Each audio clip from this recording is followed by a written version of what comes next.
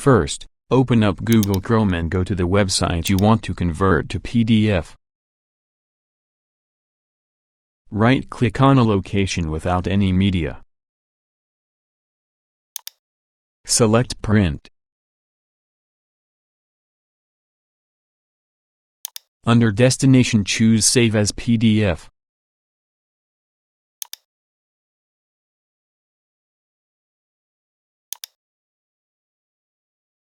Select where to save your PDF file.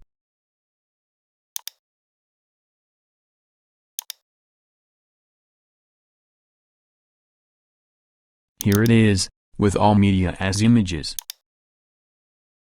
All done. Please subscribe.